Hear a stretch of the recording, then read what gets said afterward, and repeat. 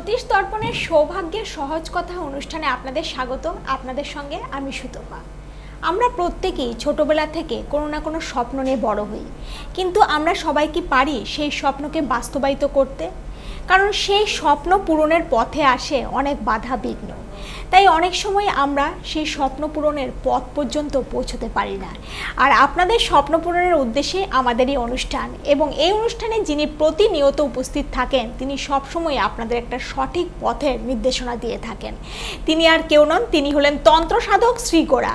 আজকেও আমাদের সঙ্গে রয়েছেন তন্ত্র সাধক শ্রী গোড়া। শ্রী গোড়াকে স্বাগত জানিয়ে আজকের অনুষ্ঠান আমরা শুরু করছি। দাদা, আপনাকে স্বাগত আমাদের অনুষ্ঠানে। আর দাদার কাছ থেকে প্রতি পর্বেই বিভিন্ন বিষয় আমরা জানতে পারি, এবং জ্যোতিষশাস্ত্রের এবং তন্ত্রের বিভিন্ন সূক্ষ্মাণুসূক্ষ্ম বিষয়গুলো, যেগুলো হয়তো আমরা সাধারণ মানুষরা সেই বিষয়গুলো সম্পর্কে ততটা অবগত নই, সেই বিষয়গুলো কিন্তু দাদা খুব সুন্দরভাবে আমাদের সামনে উপস্থাপনা করে থাকেন। আর যে বিষয়টা নিয়ে আমরা আলোচনা করব সেটি হলো ধনবান। অনেক সময় এই ধন বা অর্থ উপার্জন সেটা কিন্তু আমাদের জীবনের একটা লক্ষ্য থাকে। অনেক সময় দেখা যায় কঠোর পরিশ্রম করার পরও ধন আমাদের জীবনে আসছে না, বা অনেক সময় দেখা যায় খুব অল্পতেই আমরা ধনবান হয়ে যাচ্ছি। তো তার পেছনে জ্যোতিষশাস্ত্রের কি ব্যাখ্যা রয়েছে, চলুন সেই বিষয়ে দাদার সঙ্গে আমরা আলোচনা করে নেব। আচ্ছা দাদা, এই ধনবান কিভাবে হওয়া যায়? দেখো, বর্তমান সময়ে অর্থের প্রয়োজনটা প্রত্যেকের, একদমই। একটি বাচ্চা ছেলের থেকে শুরু করে একদম বৃদ্ধ অবধি, মৃত্যুর দিন অবধি প্রত্যেকেরই অর্থের জন্য আমরা কিন্তু ছুটে বেড়াচ্ছি। কর্ম করা বলো বা ব্যবসা করা বলো বা যে কোনো পদ্ধতিতেই কিন্তু অর্থের জন্য কিন্তু আমরা সারাটা দিন এবং রাত সমানভাবে কাজে লাগাচ্ছি। তো অর্থ যোগটা যদি না থাকে কাউরির জ্যোতিষশাস্ত্রে, জ্যোতিষে তার যদি জন্ম সময় কুণ্ডলিতে যদি তার অর্থ যোগটা না থাকে, দেখা যায় যে সেই ব্যক্তিটা বা সেই জাতক বা জাতিকা অনেক পরিশ্রম করলো, পরিশ্রম করার পরেও কিন্তু দেখা যাচ্ছে সে কিন্তু অর্থবান হতে পারছে না। আবার অনেক সাধারণ ঘরের ছেলে বা জাতক বা জাতিকারা কি করছে, হয়তো অল্প পরিশ্রমের মধ্যেই কিছুদিনের মধ্যেই কিন্তু সে কিন্তু দেখা যাচ্ছে অনেক অর্থবান হয়ে যাচ্ছে, তার ব্যবসায় তার উন্নতি হচ্ছে বা তার কর্মক্ষেত্রে অনেক বড় কর্মের তার কিন্তু প্রাপ্তি ঘটছে। তো এগুলো জ্যোতিষের বিচারে যদি যাওয়া যায়, তাহলে কিন্তু সেই জ্যোতিষ বিচারটা যদি করে দেখা যায়, তাহলে দেখা যাবে যে তার কোনো না কোনো জায়গায় কিন্তু সেই গ্রহ বা গ্রহ পরিস্থিতিগুলো বা ধনবান যারা বানাচ্ছে সেই গ্রহগুলোর কিন্তু কিছু না কিছু বিরূপতা তার সৃষ্টি করছে। আর যার ক্ষেত্রে ভালো হচ্ছে তার নিশ্চয়ই সেই যোগটা রয়েছে। যোগটা যদি থাকে এবং তার সঙ্গে যদি সে নিজে পরিশ্রম করে বা সেই জায়গায় পৌঁছানো তার যদি লক্ষ্যটা স্থির করে, তাহলে অবশ্যই সে কিন্তু অধিক ধনবান হতে পারবে। বর্তমান সময়ে তুমি ভালো করে খেয়াল করে দেখো, অনেক ধনবান ব্যক্তি যারা বড় বড় ব্যবসায়ী শিল্পপতি, তারাও কিন্তু আজকে কিন্তু তাদের ধনহানি ঘটে কিন্তু তাদের মানহানিও ঘটছে। তাহলে ধন আর মান দুটোই কিন্তু একসঙ্গে হানি ঘটাচ্ছে। তাহলে একটা সময় তাকে যেমন ব্যাপকতার জায়গায় পৌঁছে দিয়েছিল বা খুব ছোট অবস্থার থেকেও তাকে অনেক বড় লেভেলে নিয়ে গেছিল, তার মাত্রাটাকে হয়তো ভারতবর্ষের বাইরেও প্রতিষ্ঠা দিয়েছে বা রাজ্যের বাইরেও সারা দেশে প্রতিষ্ঠা দিয়েছে, তাকে দেখা যাচ্ছে আজকে কিন্তু সে কিন্তু একদম শেষ হয়ে গেছে। আবার অনেকেই কিন্তু দেখা যাচ্ছে যে খুব খারাপ পরিস্থিতির মধ্যে ছিল, তোমার আশেপাশেও অনেককে খেয়াল করে দেখবে, কিন্তু দেখা যাচ্ছে ধীরে ধীরে সে কিন্তু উন্নতির পথে যাচ্ছে এবং তার গাড়ি বাড়ি ধন দৌলত সবই কিন্তু সে পাচ্ছে। অনেকে যেমন লটারি পেয়ে যায় হঠাৎ, খুব সাধারণ মানুষ অনেক সময় লটারি কাটতে ভাগ্য কিন্তু সবার থাকে না। তাহলে যার ভাগ্যে আছে লটারির যোগটা, সেখানে কিন্তু দ্বিতীয় ভাবটা এবং পঞ্চম ভাবের মধ্যে একটা সম্বন্ধ বিনিময় কিন্তু দরকার। মানে কুষ্টির হরস্কোপে রাশিচক্রের দ্বিতীয় ভাব এবং পঞ্চম ভাবের কিন্তু একটা সময়ের একটা কম্বিনেশন দরকার, যে সেই সময়টা এলে সেই সময়ে সে লটারিটা পাবে, সেটা বিচার্য। তেমনি ধনবান হওয়ার জন্য কিন্তু মূলত কিন্তু যে কোনো দুটো ভাবের স্বামী, মানে 12টা যে রাশিচক্র রয়েছে, রাশিচক্রের যে 12টা ঘর আমাদের একদম মেষ থেকে মীন অবধি, সেই যে কাউরির মানে রাশিচক্রে তার দেখতে পারে যদি তার দুটো ভাবের যদি মালিক তারা একে অপরের মধ্যে দৃষ্টি বিনিময় করেছে, এটা আমি উদাহরণ দিয়ে বোঝাচ্ছি তাহলে বুঝতে পারবে। ধরো বৃষলগ্ন কাউরির, তা বৃষলগ্নের দ্বিতীয় ভাবটা কি? দ্বিতীয় ভাবটা হচ্ছে মিথুন, তাহলে মিথুন হচ্ছে তার বুধ হচ্ছে তার অধিপতি, এবং তার যেটা আরেকটা ভাব আমি ধরে নিচ্ছি যে কোনো লাভ ভাবে যাচ্ছি বা কর্মভাবে যাচ্ছি, সেখানে ভাবে হচ্ছে শনি। এদের মধ্যে যদি দৃষ্টি বিনিময় হয় এবং সেটা যদি কোনো পাপগ্রহের দ্বারা যদি পীড়িত না হয় বা তাদের হাউসগুলো যদি তাদের সক্ষেত্র বা উচ্চস্থ হয়, তাহলে কিন্তু সেই জাতক বা জাতিকা কিন্তু ধনবান হবেই। তার কিন্তু ধন সে সংগ্রহ করবে এবং ধনটা তার কিন্তু দীর্ঘস্থায়ী হবে, সে ব্যাংকে তার আমানতটা বাড়াতে পারবে। যে আজকে কিছু রোজগার করলো, কালকে তার শেষ হয়ে গেল, আবার সে মানে অর্থের জন্য ঘুরে বেড়াচ্ছে, তা কিন্তু নয়। সে যেটা রোজগার করবে তার থেকে কিন্তু একটা ব্যাপক অর্থ কিন্তু সে সঞ্চয় করবে। একদমই, মানে এটাই যে মানে যার যোগ রয়েছে মানে আমার জীবনে, সে যদি পরিশ্রম করে অবশ্যই সে ধনবান হবে। পরিশ্রম করলে সে ফলটা অবশ্যই পাবে। একদমই, মানে যোগ থাকাকালীন তাকে তো পরিশ্রম করতে হবে, যোগ আছে বলে বসে থাকলে হবে না, মানে কর্ম করে যেতে হবে, সেখানে ধনবান সে অবশ্যই হতে এই যে পারবে। ধনভাব এবং লাভ ভাব একে অপরের সঙ্গে যদি যুক্ত থাকে, ধনভাব এবং লাভ ভাব দ্বিতীয় ভাবে এবং যদি তার একাদশ ভাবে যদি তাদের সঙ্গে যদি দৃষ্টি বিনিময় বা যুক্ত হয়, তাহলে তার কিন্তু ধন সঞ্চয় হবে। একদম, মানে সেই জায়গাটা কিন্তু তার পক্ষে সে একটা নির্দিষ্ট বয়সে পড়ে, এগুলো আবার একটা সময়সীমা আছে।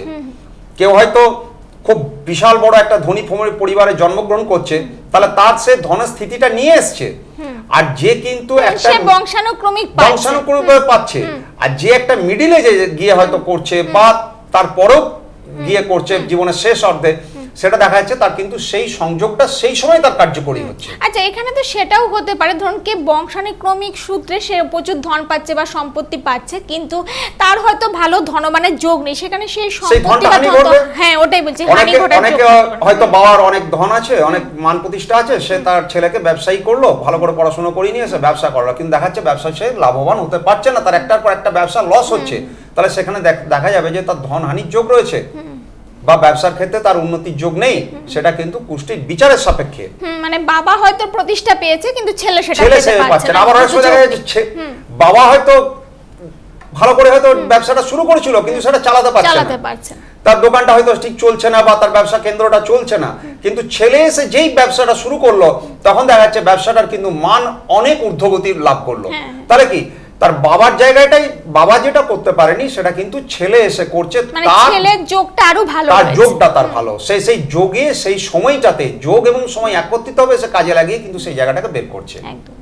আর বলছি ধরুন অনেকের ধনবান হওয়ার জীবনে কোনো যোগ নেই, কিন্তু সে কঠোর পরিশ্রম করে যাচ্ছে বা স্ট্রাগল করছে মানে ধন উপার্জনের জন্য, সেখানে কি সেটা হতে পারে মানে পরিশ্রমের মাধ্যমে সে হয়তো সেই পরিমাণ বা তার আশানুরূপ সেটা পাবে না, কিন্তু তার কিন্তু পরিশ্রমের তো কোনো বিকল্প নেই, এটা সত্য কথাই, যে কোনো কর্মতেই পরিশ্রমের কোনো বিকল্প নেই। বিকল্প না থাকার ফলে কি পরিশ্রমটাই যদি তোমার কাছে মূল কারক হয়, তাহলে নিশ্চয়ই সেটা করলে তুমি কিছু না কিছু তোমার আর্থিক উন্নতি ঘটবে এবং তুমি সেটাকে স্থায়ীভাবে কিন্তু নিজের কাছে রাখতে পারবে। আচ্ছা আচ্ছা।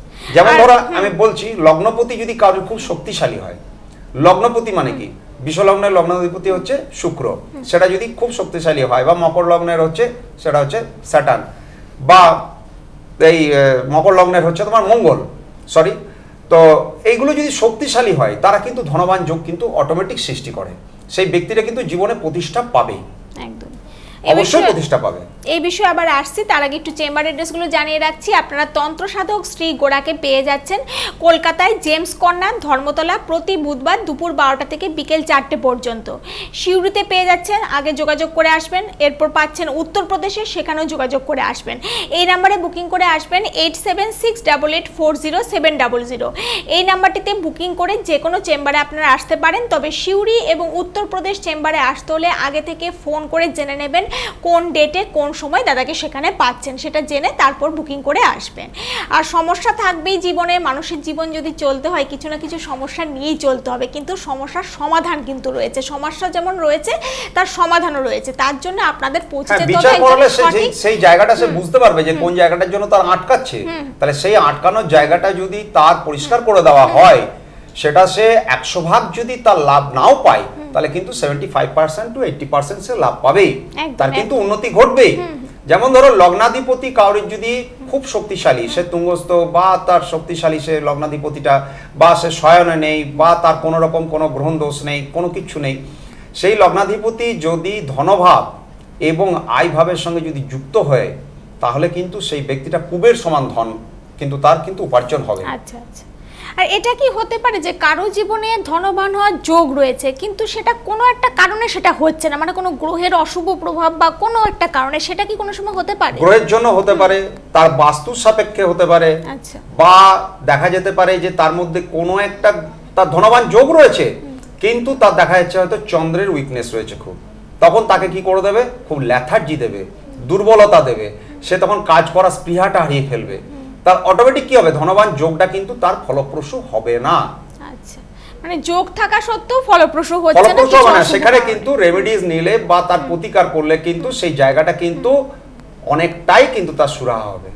আচ্ছা, অনেক সময় এটাও তো হতে পারে মানে ধনবান যোগ রয়েছে কিন্তু সে হয়তো কোনো খারাপ কাজ করছে যার কারণে সেই যোগটা ফুলফিল হচ্ছে না ঠিকভাবে, সেটাও কি হতে হ্যাঁ, পারে? সেটাও হয় নিশ্চয়ই। তোমার কর্মের উপরে তো সবটাই নির্ভর করছে। তো তোমার সুকর্ম থাকলে নিশ্চয়ই সেই সুকর্মের প্রভাবটা তুমি অবশ্যই পাবে, আর কুকর্ম থাকলে তার অবশ্যই প্রভাবটা পাবে। অনেক ধনবান ব্যক্তিও তার কুকর্মের ফলে, তার নেশা ভাঙের ফলে বা তার অন্যান্য মানে কাজকর্মের ফলে, যেগুলো অনৈতিক কাজ, সেগুলোর ফলে কিন্তু তার ধনহানি হয়।